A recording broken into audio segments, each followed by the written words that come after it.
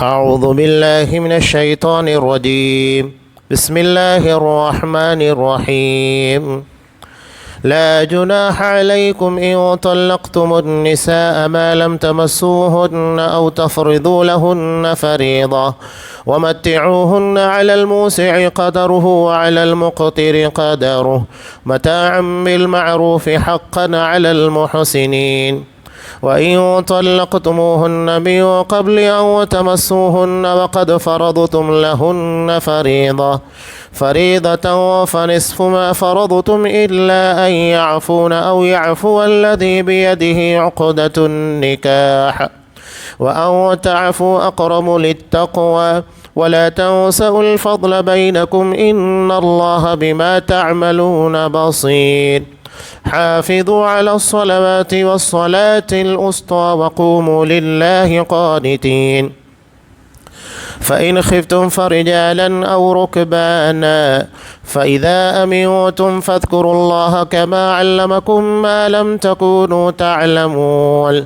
والذين يتوفون منكم ويذرون أزواجا وصية لأزواجهم متاعا إلى الحول غير إخراج فإن خرجن فلا جناح عليكم فيما فعلن في أنفسهن من معروف والله عزيز حكيم.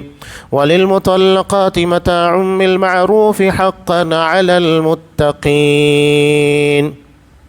كذلك يبين الله لكم آياته لعلكم تعقلون.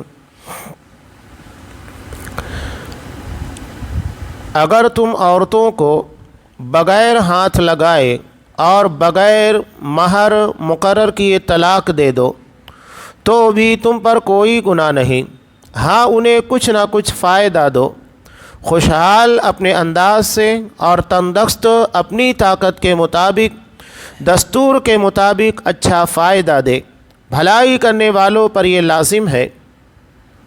اور اگر تم عورتوں کو اس سے پہلے طلاق دے دو کہ تم نے انہیں ہاتھ لگایا ہو اور تم نے ان کا مہر بھی مقرر کر دیا ہو تو مقررہ مہر کا آدھا مہر دے دو۔ یہ اور بات ہے کہ وہ خود معاف کر دیں یا وہ شخص معاف کر دیں جس کے ہاتھ میں نکاح کی گرہ ہے۔ تمہارا معاف کر دینا تقوی سے بہت نزدیک ہے، اور آپس کی فضیلت اور بزرگی کو فراموش نہ کرو۔ یقیناً اللہ تعالیٰ تمہارے اعمال کو دیکھ رہا ہے۔ نمازوں کی حفاظت کرو، بالخصوص درمیان والی نماز کی، اور اللہ تعالیٰ کے لیے باادب کھڑے رہا کرو۔ اگر تمہیں خوف ہو تو پیدل ہی صحیح یا سوار ہی صحیح، ہاں جب امن ہو جائے تو اللہ کا ذکر کرو جس طرح کہ اس نے تمہیں اس بات کی تعلیم دی جسے تم نہیں جانتے تھے۔ جو لوگ تم میں سے فوت ہو جائیں اور بیویاں چھوڑ جائیں وہ وصیت کر جائیں کہ ان کی بیویاں سال بھر تک فائدہ اٹھائیں، انہیں کوئی نہ نکالے۔ ہاں اگر وہ خود نکل جائے تو تم پر اس میں کوئی گناہ نہیں، جو وہ اپنے لیے اچھائی سے کریں، اللہ تعالیٰ غالب اور حکیم ہے۔ طلاق والیوں کو اچھی طرح فائدہ دینا پرہیزگاروں پر لازم ہے۔ سورہ بقرہ آیت نمبر 236 سے آیت نمبر 241۔ محترم سامعین، عزیز ماں اور بہنوں، اس سے قبل درسوں میں جیسا کہ رضاعت یعنی بچوں کو دودھ پلانا اور عدت یعنی شوہر کی وفات کے بعد بیوی کتنے دنوں تک عدت گزارے گی اس کے احکام اور مسائل کا تذکرہ ہوا۔ اب یہاں شادی سے جڑا ہوا ایک اہم مسئلہ مہر کا ہے، اس لیے کہ شادی میں مہر کا ہونا ضروری ہے۔ ایسا نہیں ہے کہ بغیر مہر کے آپ نکاح کر لیں۔ آپ صلی اللہ علیہ وسلم نے نکاح کے تعلق سے چند اہم چیزوں کا جو تذکرہ کیا، اس میں پہلی شرط ولی کا ہونا ہے، اور ولی لڑکی کی طرف سے ہوگا، لڑکے کی طرف سے نہیں، اس لیے کہ لڑکا خود ذمہ دار ہوتا ہے۔ اصل ولی لڑکی کی طرف سے ہوتا ہے۔ 2 گواہوں کا کم سے کم موجود ہونا، شاہدی عدل جو انصاف والے یعنی جن کے بارے میں کسی بھی طرح کا ایسا معاملہ نہ ہو جو انہیں مشکوک بناتا ہو، جھوٹ بولنے والے یا جن کے معاملات خراب ہو، ایسے نہ ہو، جنہیں سماج قبول کرتا ہو، جن کی شہادت دے، جن کے بارے میں اچھا گمان رکھے۔ اور تیسری چیز جو آپ صلی اللہ علیہ وسلم نے ذکر کی، مہر کا، مہر طے ہونا چاہیے۔ اگر مہر طے نہیں بھی ہو تو اس کے مسائل یہاں پر بیان کیے جا رہے ہیں۔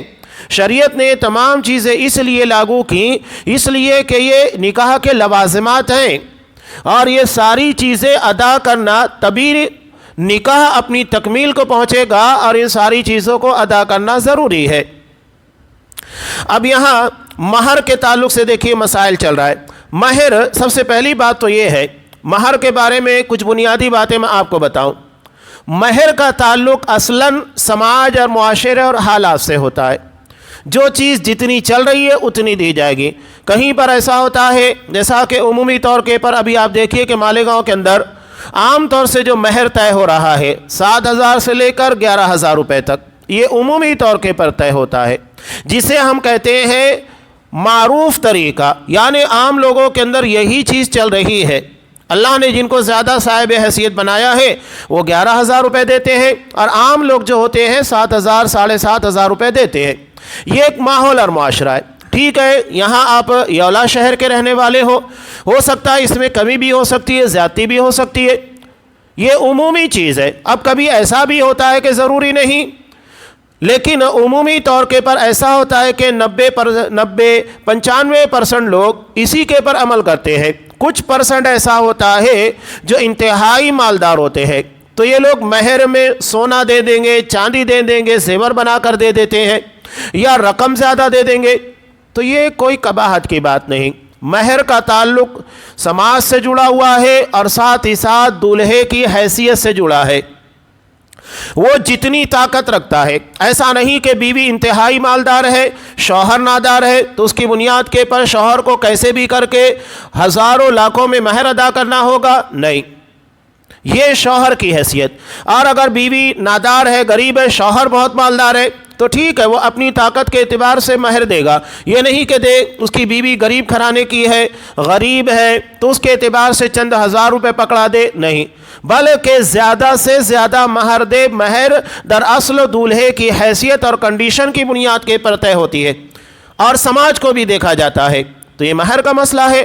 اور اگر نہیں ہے، بخاری کی روایت میں ہے، جیسا کہ ایک روایت میں اکثر پیش کرتے رہتا ہوں نکاح کے تعلق سے، آپ صلی اللہ علیہ وسلم کے سامنے ایک صحابیہ نے خود کو لا کر پیش کیا، نکاح کرنا چاہتی تھی۔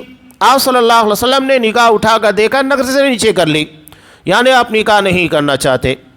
تب ایک صحابی نے کہا کہ اللہ کے رسول مجھ سے نکاح کرا دیجئے، تو آپ نے پہلے مہر کا تذکرہ کیا، کہا کہ تمہارے پاس مہر دینے کے لیے کچھ ہے؟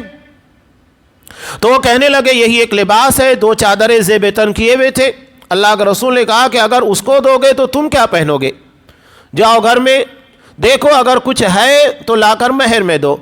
گھر گئے، کہا کہ کچھ بھی ایسا نہیں ہے جو میں دے سکوں۔ اللہ کے رسول نے یہاں تک کہ کہا التمس ولو خاتما من حدید، جا کر تلاش کرو، اگر لوہے کی ایک انگوٹھی ملتی ہے وہ بھی لے کر آؤ۔ ایک انگوٹھی لوہے کی کیا حیثیت ہے؟ کچھ بھی نہیں۔ تو آپ صلی اللہ علیہ وسلم نے ان کی حیثیت کے مطابق کہا، نہیں تھا وہ بھی، تو کہا ٹھیک ہے، کیا تمہیں قرآن مجید کی صورتیں یاد ہے؟ کہا کہ ہاں۔ تو آپ صلی اللہ علیہ وسلم نے اسی کو مہر بنایا، یعنی جو مادی چیز نہیں تھی۔ مادی کا مطلب کیا ہوتا ہے؟ جیسا کہ روپیہ ہے، پیسہ ہے، سونا ہے، زیور ہے، یہ مادی ہے، یعنی جسے ہم دیکھ سکتے ہیں، محسوس کر سکتے ہیں۔ لیکن غیر مادی یعنی قرآن مجید کا یاد کرانا، یہ ہم کیسے محسوس کر سکتے؟ اس کو دیکھا نہیں جا سکتا۔ تو انہیں چند صورتیں یاد تھی۔ آپ صلی اللہ علیہ وسلم نے کہا اتنی صورتیں تم اپنی بیوی کو یاد کرا دو، یہی تمہاری مہر ہے، اور اسی پر آپ صلی اللہ علیہ وسلم نے نکاح کر دیا۔ تو یہ کم سے کم بھی ہے، زیادہ سے بھی زیادہ ہے۔ عام طور سے آپ صلی اللہ علیہ وسلم نے ازواج مطہرات کو جو مہر ادا کیے وہ 400 درہم تھے۔ حضرت ام حبیبہ رضی اللہ تعالیٰ عنہ، جن کا نکاح حبشہ کے بادشاہ نجاشی رحمہ اللہ نے کروا دیا تھا، تو انہوں نے مہر کے اندر کتنا دیا تھا؟ 400 درہم دیے تھے، اور یہ اس اعتبار سے بہت بڑی رقم ہوتی ہے، چھوٹی رقم نہیں ہے۔ 400 درہم، یہ اگر ہم آج کے دور کے اعتبار سے دیکھیں گے تو یہ کئی ہزار روپے بنتے ہیں، بڑی رقم ہوتی ہے۔ تو وہاں وہی رواج تھا. تو آپ صلی اللہ علیہ وسلم نے عمومی طور کے پر 400 درہم دیے, کچھ 500 درہم کہتے ہیں. یہ حالات کے اور دولہے کی کنڈیشن کے اعتبار سے ہوگا. آج آپ دیکھیے عرب ممالک کے اندر, خاص طور سے سعودی عرب وغیرہ, اللہ نے انہیں نوازا ہے, وہ لاکھوں روپے مہر کے اندر ادا کرتے ہیں. اور جن لوگوں کو اللہ نے زیادہ سے زیادہ بچیاں دی ہیں, بچیاں پیدا ہونے کے بعد باپ خوش ہوتا ہے. کیوں؟ اس لیے کہ بچی کی پیدائش کے ہونے کے بعد جب اس کی اچھی تربیت کرے گا, اچھی جگہ سے رشتہ آئے گا, شادی کے سارے اخراجات دولہا برداشت کرتا ہے. وہاں بچی والوں کو کوئی ٹینشن نہیں ہوتا ہے کہ نوشا خود سارے اخراجات اٹھائے گا. بڑی سے بڑی رقم مہر کے طور کے پر دی جاتی ہے. یہاں ہم نے مزاج کو پلٹ دیا ہے. ہم سمجھتے ہیں لڑکی سے شادی کرنا اس کا مطلب احسان کر رہے ہیں. حقیقت یہ ہے کہ باپ احسان کر رہا ہے جو آپ کو جوان بچی آپ کے حوالے کر رہا ہے, یہ اس کا احسان ہے. اتنی محنت, مشقت اور نگرانی کے ساتھ ایک بچی کو جوان کرنا, جوان کرنے کے بعد آپ کے حوالے کر دینا آسان کام ہے. آپ اپنی بچیوں کو پال رہے, سوچئے کہ ان بچیوں کو کسی دوسرے کے حوالے کرتے ہوئے جگر کے پر, دل کے پر کیا بیتتی ہے. اپنے آپ کو اس مقام کے پر رکھ کر سوچئے گا.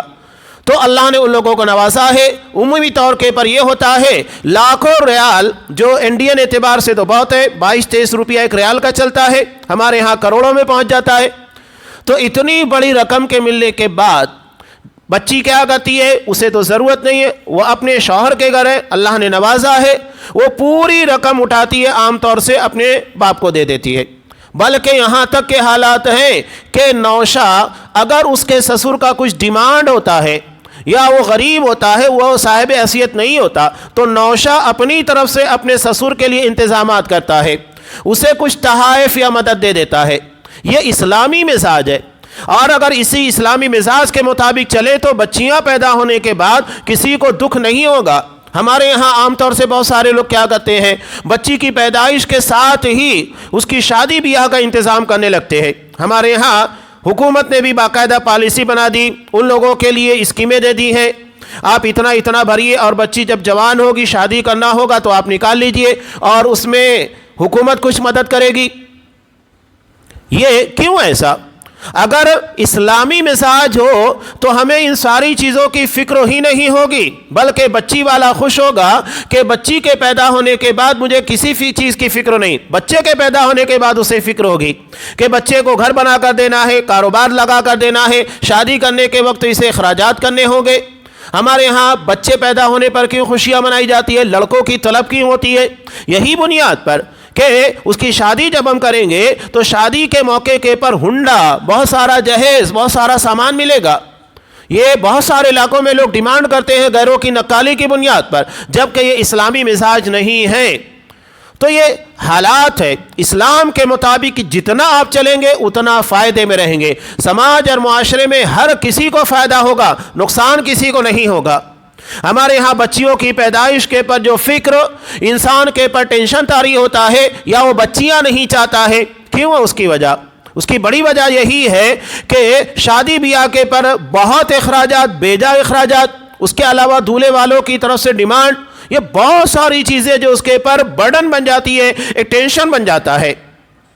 تو اسلام نے ہمیں ان ساری جھنجھٹوں سے آزاد کیا, نکاح کو انتہائی آسان کیا. تو مہر طے کرنا یہ شادی بیاہ کے موقع کے پر ضروری ہے. اور اس کی بنیادی وجہ کیا ہے؟ آپ صلی اللہ علیہ وسلم نے کہا بِمَا اسْتَحْلَلْتُم مِّن فُرُوجٍ, ان کی شرمگاہوں کو جو تم حلال کرتے ہو یہ اس کا معاوضہ ہے. یہ شریعت نے اس کی بنیاد کے پر رکھی ہے.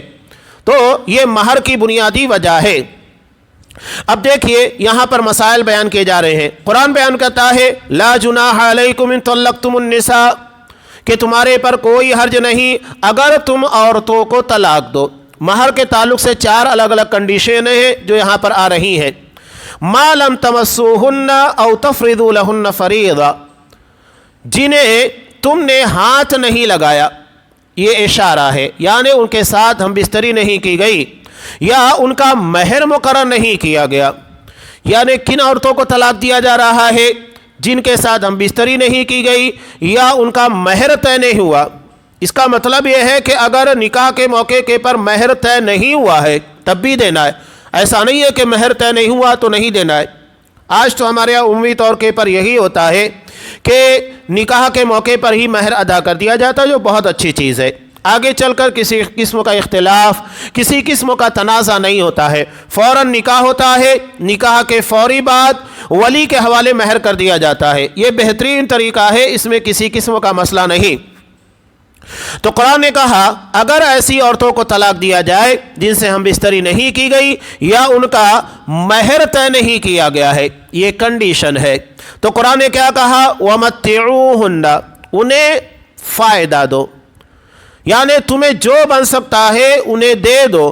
عَلَى الْمُوسِعِ قَدَرُهُ وَعَلَى الْمُقْتِرِ قَدَرُهُ، اللہ نے جن لوگوں کو نوازا ہے وہ اپنی حیثیت کے مطابق، جو تنگ دست ہیں یعنی جن کے پاس زیادہ مال نہیں ہے، غریب ہیں، تو ان لوگوں کو اپنی طاقت کے مطابق متاع بالمعروف، یہ عام طور طریقے کے مطابق یعنی جو سماج میں چلتا ہے. قرآن نے اس کی کوئی حد بندی نہیں کی اتنا دینا ہوگا، مالدار اتنا دے گا، غریب اتنا دے گا، نہیں، بلکہ یہ سماجی کنڈیشن کے پر چھوڑ دیا گیا، جو عام طور سے لوگ جس سے بہتر سمجھے کہ ہاں یہ صحیح ہے.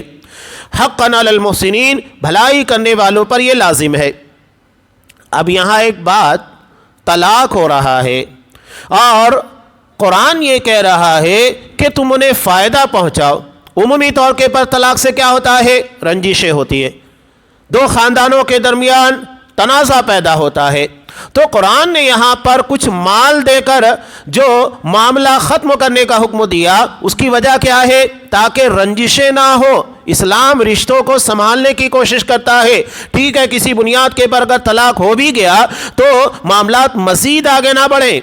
جیسا کہ ایک ڈاکٹر کوشش کرتا ہے کہ ٹھیک ہے ایمرجنسی کی بنیاد کے پر اگر کسی کو کوئی بیماری ہو گئی یا کوئی زخم ہو گیا تو کوشش کیا کرتا ہے؟ وہ بیماری آگے نہ بڑھے، اسے کور کرنے کی کوشش کرتا ہے. تو یہ دراصل ہمارے سماج کی بیماریاں ہیں. اگر ایسا ہو گیا تو ہمیں اس کو بڑھانا نہیں ہے، بلکہ کوشش کرنا ہے کم سے کم اس کے اثرات ہو، نقصانات کم سے کم ہو، یا جو نقصان ہو گیا اس کی بھرپائی کرنے کی کوشش کی جائے تاکہ رنجشیں اور ایک دوسرے کے درمیان دوریاں نہ پیدا ہو. اسلام بڑا پیارا دین ہے، ایسے وقت بھی ہمیں ایسے احکامات دیتا ہے جو ہمارے رشتوں کو کاٹنے نہیں جوڑنے کا ذریعہ بنتا ہے. یعنی اسلام جوڑنے کے لیے آیا ہے، کاٹنے کے لیے نہیں آیا ہے. تو یہ ایک شکل، یعنی مہر طے نہیں ہے، ہم بستری نہیں ہوئی ہے، طلاق ہو گیا، یہ کنڈیشن آ گئی. ایسی صورت میں کچھ فائدے کے طور کے پر روپیہ دے دیا جائے، سامان دے دیا جائے، یہ حق بنتا ہے. اب دوسری کنڈیشن یہاں پر بیان کی جا رہی ہے، وَإِن طَلَّقْتُمُوهُنَّ مِن قَبْلِ أَن تَمَسُّوهُنَّ وَقَدْ فَرَضْتُمْ لَهُنَّ فَرِيضَةً، کہ تم نے انہیں طلاق دیا ہم بستری سے پہلے اور مہر مقرر ہے. پہلے میں کیا تھا؟ مہر مقرر نہیں تھی، یہاں مہر مقرر ہے لیکن ہم بستری نہیں ہے. تو قرآن نے کیا کہا؟ فَنِصْفُ مَا فَرَضْتُمْ، جتنا مہر طے ہوا ہے اس کے آدھا دینا ہوگا. مثال کے طور پر 10,000 طے ہوا ہے، 5,000 دینا ہوگا. لیکن قرآن نے یہاں پر دو کنڈیشنیں اور رکھی ہے تاکہ رشتوں کے درمیان مزید دراڑیں نہ پیدا ہو، بلکہ افہام اور تفہیم آپس کے درمیان صلح کا راستہ نکلے، سمجھداری کا راستہ نکلے. کیا کہا؟ الا ان یعفونا، کہ مگر یہ کہ وہ آدھا مہر بھی عورت معاف کر دے. ٹھیک ہے، مجھے نہیں چاہیے، اب جب ہو گیا، رنجش ہو گئی، طلاق ہو گئی، مہر طے تھی لیکن میں نہیں لینا، معاف کر دے. او یعفو الذی بیدہ عقدۃ النکاح، یا وہ شخص معاف کر دے جس کے ہاتھ میں نکاح کی ڈور تھی، یعنی شوہر. شوہر کیسے معاف کرے گا؟ شوہر کے معاف کرنے کا طریقہ یہ ہے کہ ٹھیک ہے شریعت ہمیں آدھا مہر دینے کا حکم دیتی ہے، میں پورا دے دیتا ہوں، یہ معافی ہے. یعنی جو آدھا مجھے نہیں دینا تھا وہ بھی میں دے رہا ہوں، پورا مہر دے رہا ہوں. قرآن نے دونوں طرف معاملے کو سلجھانے کے لیے، رنجشوں کو دور کرنے کے لیے آپشن رکھا ہے کہ بیوی ایسا طریقہ اختیار کرے، نہیں وہ آدھی مہر بھی نہیں چاہیے مجھے، کوئی مسئلہ نہیں، اور دولہا یہ کوشش کرے ٹھیک ہے طلاق ہو گیا ہے، مہر پوری ہے، آدھی دینا ہے، میں پوری دینے کے لیے تیار ہوں. یہ معاملات کو بہتر طور کے پر اچھے انداز میں ختم کرنے کا طریقہ ہے جو قرآن مجید نے بیان کیا. وَلَا تَنْسَوْا الْفَضْلَ بَيْنَكُمْ، اور آپس میں اللہ نے جو فضیلت اور بزرگوں دی ہے اسے فراموش نہ کرو، یقیناً اللہ تعالیٰ تمہارے اعمال کو دیکھ رہا ہے. اب یہاں جو چیزیں آئی مہر کے تعلق سے، پہلی کنڈیشن कुरान ने बयान किया जिनका हक भी मुकर्रर है, हक महर मुतय्यन है कि कितना तुमको देना होगा, और खाविंद ने मुजामियत भी की है, हम बिस्तरी हो चुकी है, ऐसी सूरत में अगर तलाक वाक़ होता है पूरा महर देना होगा। ये पहली कंडीशन। दूसरी कंडीशन, हक महर मुकर्रर नहीं है और मुजामियत यानी हम बिस्तरी भी नहीं हुई है, तो ऐसी सूरत में सिर्फ मुता है, यानी कुछ फ़ायदे के तौर के पर रुपया दे देना है, सामान दे देना है। तीसरा, हक महर मुकर्रर है लेकिन मुजामियत नहीं है, हम बिस्तरी नहीं है, उनको आधा देना होगा जैसा कि तस्करा गुजरा। और चौथा है, मुजामियत की गई लेकिन हक महर मुतय्यन नहीं है, तो उनके लिए महर मिस्ल है। महर मिस्ल का मतलब क्या होता है? आम तौर से ख़ानदान में औरतों को कितना महर मिला है उसी को बुनियाद बनाकर उतना महर दिया जाएगा, इसी को महर मिस्ल कहा जाता है। यानी जो दूल्हे की ख़ानदान के या उनके घर की औरतें हैं उन लोगों के बारे में देखा जाएगा कि उन्हें कितना महर दिया गया है, वही महर इस औरत को अता किया जाएगा। ये चार कंडीशनें थी जो महर से मुतालिक है। अब यहाँ ज़रा आप गौर कीजिए, इन मसाइल को बयान करने के बाद कुरान मजीद क्या कहता है?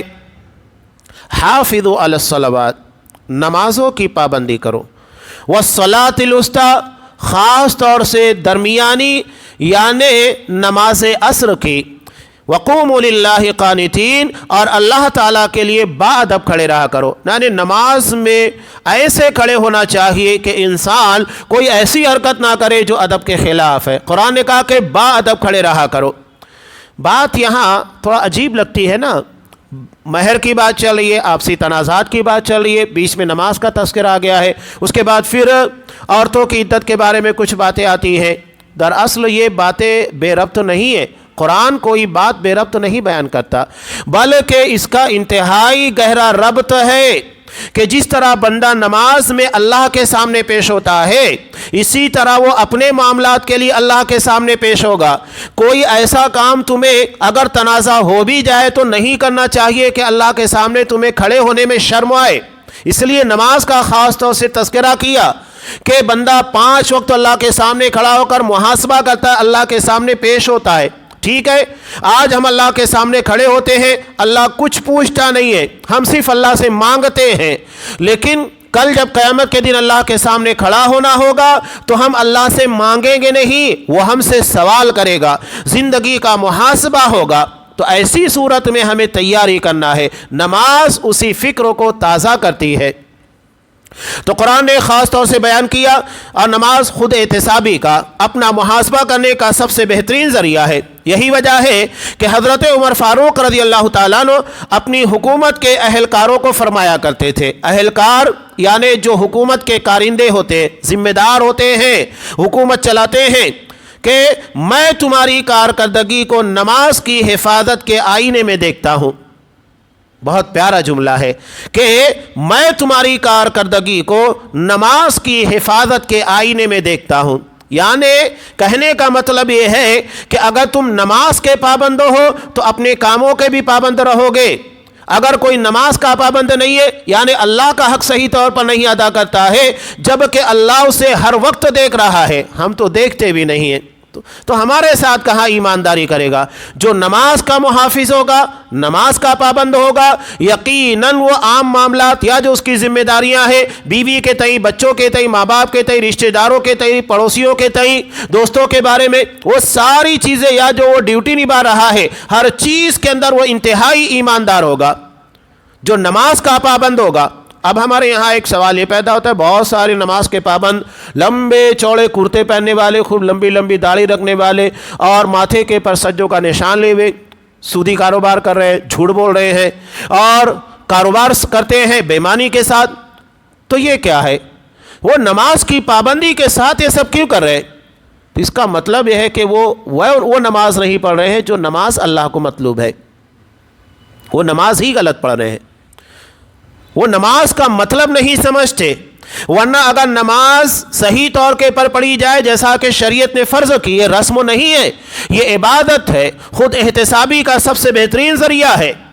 میں اکثر ایک روایت بیان کرتا ہوں، حضرت مرثد بن ابی مرثد الغنوی رضی اللہ تعالیٰ عنہ کا واقعہ، وہ اپنی آپ بیتی بیان کرتے ہیں، ترمذی کی بڑی طویل روایت ہے، صرف میں بیان کرنے کا مقصود اس میں سے جو بیان کر رہا ہوں کہ یہ بہت بڑے ڈاکو تھے، رات کے وقت لوگوں کے گھروں میں جا کر ڈاکے ڈالتے، ان کے سامان جانور کاندھے کے پر لاگتے، دیوار پھاندتے باہر، اتنے ماہر تھے اور اتنے طاقتور، پورا جانور کاندھے کے پر رکھتے تھے اور دیوار پھلانگ کر باہر۔ اب ایک مرتبہ رات کے وقت ایک مسلمان کے گھر میں گئے تو حیران ہو گئے، اس لیے کہ چور کب جاتا ہے؟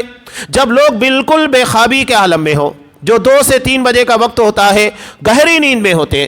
یہ جب ایک مسلمان کے گھر میں گئے تو حیران ہو گئے، دیکھا کہ لوگ جاگ رہے ہیں، کچھ پڑھ رہے ہیں قرآن مجید کی تلاوت۔ انہوں نے اس کے پہلے کبھی قرآن مجید نہیں سنا تھا، قرآن سنا، دل کی دنیا بدل گئی۔ فوری طور پر جب انہوں نے اس کے بارے میں جائزہ لیا تو انہیں پتہ چلا کہ محمد صلی اللہ علیہ وسلم نبوت کا دعویٰ کیے، انہی کے پر قرآن نازل ہوا ہے اور وہ مدینہ جا چکے ہیں۔ وہ سیدھے مکہ سے مدینہ آتے ہیں اور مدینہ آنے کے بعد ڈائریکٹ آپ صلی اللہ علیہ وسلم کے ہاتھوں پر اسلام قبول کرتے ہیں، لیکن ایک جھجک تھی، انہیں ڈر لگ رہا تھا کہ میں نے زندگی میں اتنے زیادہ لوگوں کو تکلیف پہنچائی، اتنے بڑے بڑے جرائم اور گناہ کو انجام دیا ہے، میرے گناہ معاف ہوں گے کہ نہیں؟ آپ صلی اللہ علیہ وسلم نے کہا، مرثد اسلام لے کر آؤ، الاسلام یہدم ما قبلہ، اب اسلام اپنے سے پہلے کے سارے گناہوں کو مٹا دیتا ہے۔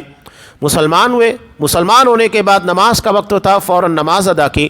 نماز پڑھنے کے بعد اللہ کے رسول صلی اللہ علیہ وسلم سے سوال کرتے ہیں کہ اللہ کے رسول یہ بتاؤ اب مجھے کرنا کیا ہے؟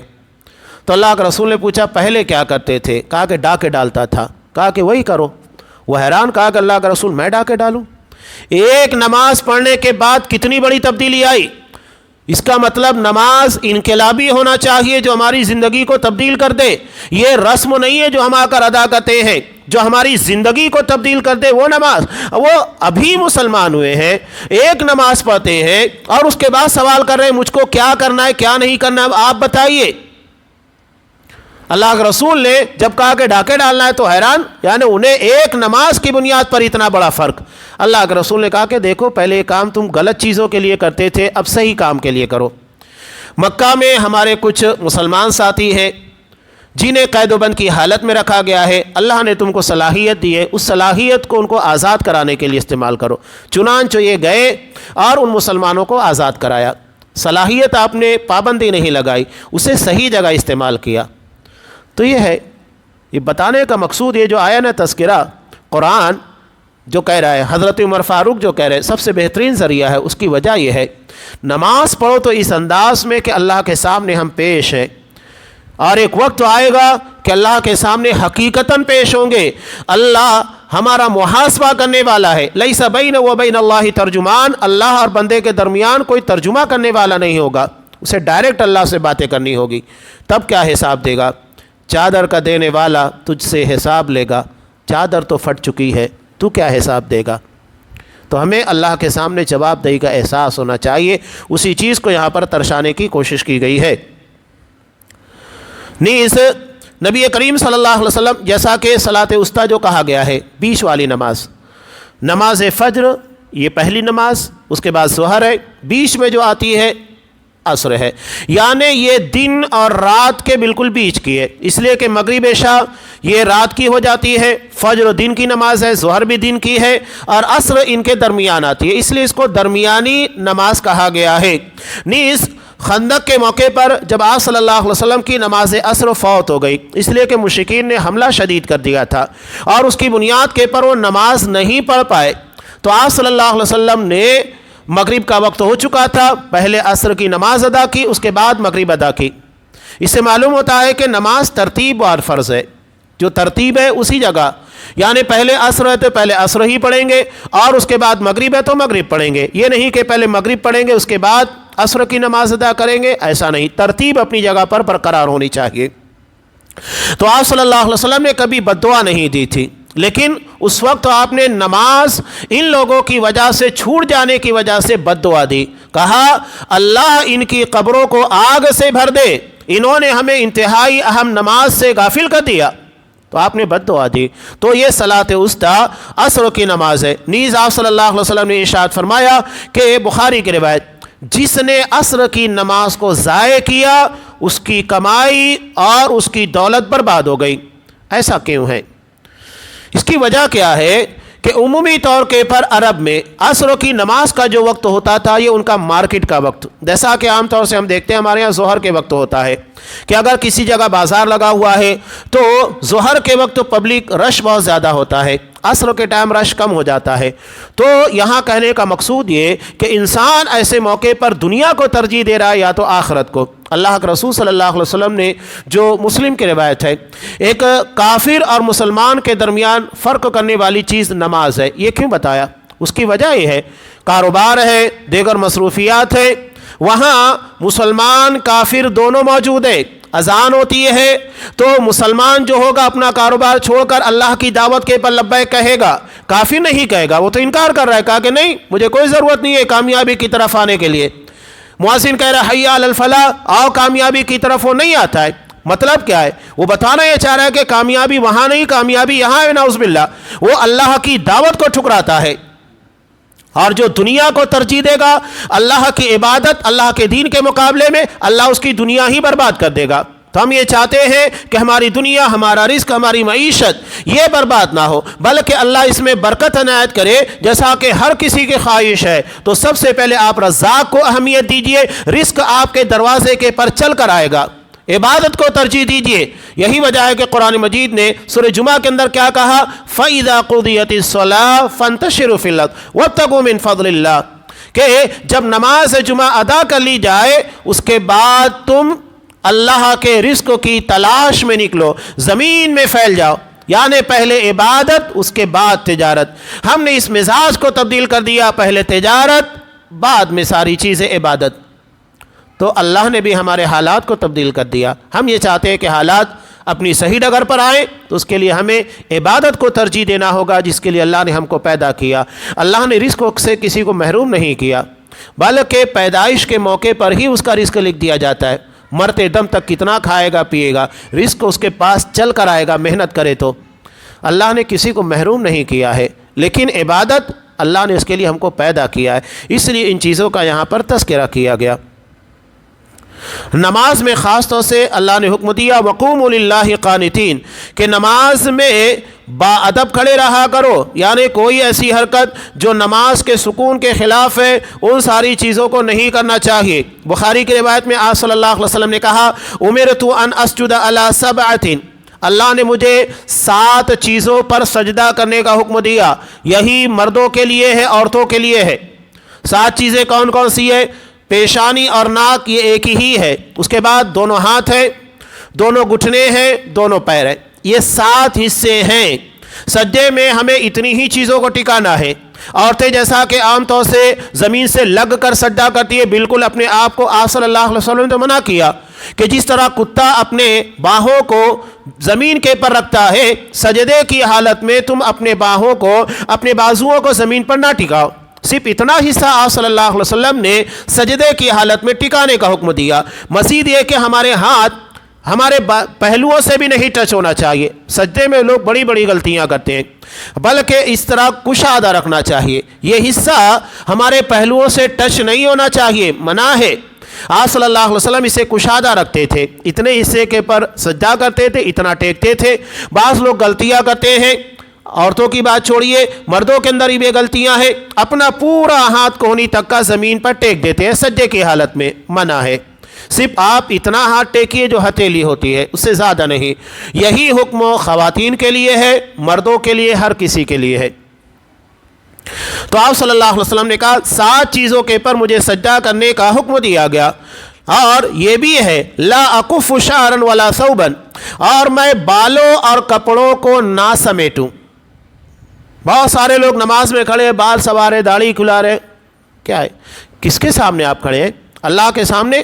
اور اس طرح بے ادبی، قرآن کہہ رہا ہے با ادب اللہ کے سامنے کھڑے رہنا ہے، ایسی حرکت نہیں ہونا چاہیے۔ بعض لوگ کبھی ادھر ہل رہے، کبھی ادھر کھجا رہے، کبھی یہ کھجا رہے، کبھی کپڑا سیدھا کر رہے، نہیں، یہ ساری چیزیں خلاف ادب ہیں، یہ نمازی کے سکون کو برباد کرنے والی ہے۔ قرآن کہتا ہے اللہ کے لیے با ادب کھڑے رہو، اسی کی تشریح یہاں پر آپ نے کی، بالوں اور کپڑوں کو نہ سنوارو، انہیں چھیڑتے مت رہا کرو، بعض لوگ داڑھی کے پیچھے لگے، کوئی آستین سیدھی کر رہا ہے، کوئی کچھ سیدھا کر رہا ہے. نہیں، نماز میں ان ساری چیزوں کو نہیں کرنا چاہیے. انتہائی ادب کے ساتھ اللہ کی بارگاہ میں کھڑے ہیں تو کھڑے ہونے کا انداز بھی انتہائی شاندار ہونا چاہیے.